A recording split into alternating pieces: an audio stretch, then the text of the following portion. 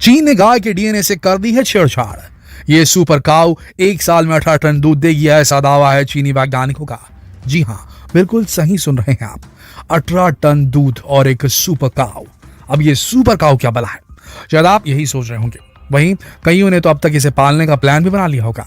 लेकिन जरा इस वीडियो को पहले पूरा देख लीजिए कि सुपर काऊ है क्या, चीन इसे कहां से लेकर आया है, चीन के पास ये काऊ कैसे आई। यकीन मानिए, जब आपको इस सुपर काऊ की सच्चाई मालूम पड़ेगी तो आपके भी होश उड़ जाएंगे और आपके मुंह से भी यही निकलेगा कि ऐसे काम चीन ही कर सकता है। तो चलिए फिर देर किस बात की, शुरू करते हैं हमारा आज का वीडियो। चीन लगातार साइंस एंड टेक्नोलॉजी की फील्ड में अजीब और गरीब एक्सपेरिमेंट्स कर रहा है दोस्तों। पिछले साल ही वहां के वैज्ञानिकों ने क्लोनिंग से भेड़िया तैयार किया था और अब उन्होंने क्लोन से ही ऐसी गाय को तैयार कर लिया है जो रोजाना 140 लीटर दूध देगी। और वैज्ञानिकों ने अभी तक 3 सुपर काउस तैयार कर ली हैं।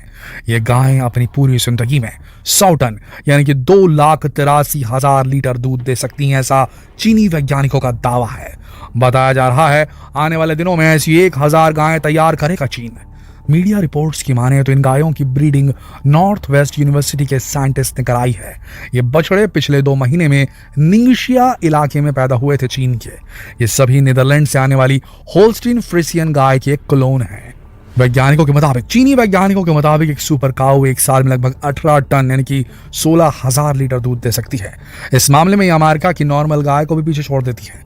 कहा जा रहा है चीन अगले 2 से 3 साल में 1,000 सुपर काउस पैदा करेगा। ये जानकर आपको शायद ये तो समझ आ ही गया होगा कि चीन की ये गायें नेचुरल नहीं है, इनकी क्लोनिंग की गई है। अब अगर आपको ये नहीं मालूम कि क्लोनिंग क्या है तो पहले जान लें कि क्या है क्लोनिंग। दरअसल अलैंगिक यानी कि एसेक्सुअल, बिना संबंध बनाए एक जीव से दूसरे जीव को तैयार करने की प्रोसेस को क्लोनिंग कहा जाता है। आसान भाषा में वैज्ञानिक एक जानवर का डीएनए लेते हैं और इसकी मदद से दूसरा जानवर तैयार करते हैं। वैज्ञानिक अपनी सहूलियत के हिसाब से इनके जीन्स में बदलाव करते हैं ताकि एक नॉर्मल जानवर की तुलना में ज्यादा शक्तिशाली जानवर बनाया जा सके। अब चीन ने सुपर काऊ की क्लोनिंग कैसे की, इसके बारे में इस प्रोजेक्ट को लीड करने वाले चीन के जिन यापिंग ने बताया है कि सबसे पहले अच्छी नस्ल की गायों के कान के सेल्स निकाले गए, फिर इनसे भ्रूण तैयार कर 120 गायों में इम्प्लांट किया गया। इनमें से 42% गायें प्रेग्नेंट हो गई और फिलहाल 3 सुपर काउस का जन्म हो चुका है, जबकि 17.5% बछड़ों का जन्म अगले कुछ ही दिनों में हो सकता है। अब आपके मन में सवाल भी आ सकता है कि आखिर चीन को इसकी जरूरत क्यों आन पड़ी। किसी से बात छुपी नहीं है, चीन दुनिया की सबसे बड़ी आबादी वाला देश है और चीन के लोग खतरनाक से खतरनाक जीव जंतुओं को भी बड़े चाव से खा लेते हैं। लेकिन चीन में महामारी के बाद जब से डॉक्टरों ने सेहत के लिए दूध के फायदों के बारे में बताना शुरू किया, तब से चीन में दूध की डिमांड काफी बढ़ गई है। पिछले साल चीन में total milk production 3.5 crore tonne हुआ, जिससे चीन की अपने खुद की घरेलू मांग भी पूरी नहीं हो पाई। जरूरत से 30% कम ही रह गई। वहीं महामारी के बाद से चीन में तो मिल्क फार्म बनाने की होड़ से शुरू हो गई। लेकिन यहाँ समस्या ये थी कि चीन के पास फार्म तो हैं, लेकिन उनमें गायें नहीं है उन्नत नस्ल की। जिस तरह से मांग बढ़ रही है, चीन को कम से कम 10 लाख गायों की जरूरत थी, जो एक बड़ी चुनौती थी। वैसे भी आपको बता दें कि चीन में दूध का कंजम्पशन बाकी देशों से काफी कम था। यूरो मॉनिटर इंटरनेशनल के मुताबिक अमेरिका में पर पर्सन दूध का कंजम्पशन 50 लीटर सालाना पाया गया है, जबकि चीन में सिर्फ 6 से 8 लीटर ही था। और अब चीन जिस तरह से इस ओर काम कर रहा है, उससे तो यही लग रहा है कि आने वाले वक्त में चीन में दूध का कंजम्पशन और बाजार दोनों के बढ़ने की गुंजाइश है, क्योंकि चीन में अब खुद भी सरकार ने दूध को लेकर जागरूकता अभियान चलाना शुरू कर दिया है। इसे देखकर तो यही लगता है कि 62 अरब डॉलर की 62 अरब डॉलर की चीन का दूध का बाजार और बड़ा होने वाला है। वहीं आपको चीन में दूध की इमेज को लेकर एक मजेदार बात बताते हैं। यहाँ आज भी इसे तोहफे के तौर पर दिया जाता है। ताज़ा दूध वहाँ लगभग $2 यानी कि करीब 145 रुपए प्रति लीटर मिलता है। इतना महंगा, जो ब्रिटेन और अमेरिका के दामों से लगभग 2 गुना है। भारत छोड़ दीजिए। चीन में दूध 240 मिलीलीटर के पाउच में बेचा जाता है, पर अब ताज़े दूध की मांग भी बढ़ रही है। वहीं एक अनुमान के मुताबिक चीन के घरेलू मवेशियों से अगले 2 साल में 5 लाख गाय मिलेंगी।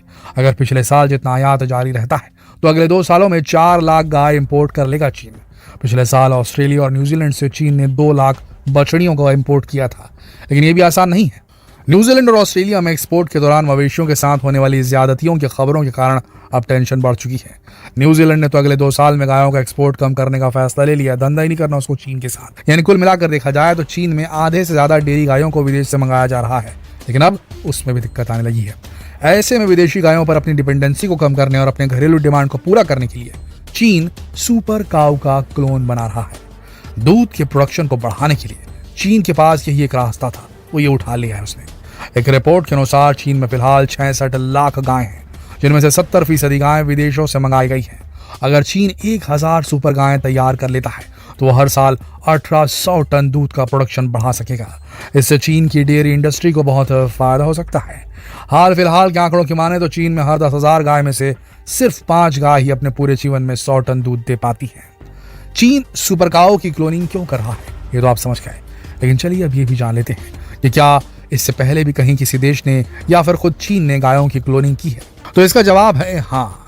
गायों की क्लोनिंग करने का ये कोई पहला मामला नहीं है। कई रिपोर्ट्स के मुताबिक साल 1998 में Ishikawa prefectural livestock research centre और किनकी यूनिवर्सिटी में एक जॉइंट रिसर्च के दौरान पहली बार काऊ क्लोनिंग की गई थी और इससे 2 जुड़वा गायों का जन्म हुआ था, जिनका नाम कागा और नोटो रखा गया। नोटो की मौत साल 2018 में हुई, जबकि कागा ने साल 2019 में दम तोड़ा। अब आपको इस क्लोनिंग से जुड़ी कुछ जानकारियां शेयर कर देते हैं। दरअसल इंसानों ने सबसे पहले जिस जिंदा एनिमल की क्लोनिंग की है वो एक भेड़ थी, जिसे डॉली नाम दिया गया था। इसे साल 1996 में तैयार किया गया था। वहीं साल 2009 में national dairy research institute Bharat के करनाल के वैज्ञानिकों ने भारत में भैंस के पहले क्लोन समरूपा और उसके बाद गरिमा को डेवलप किया था।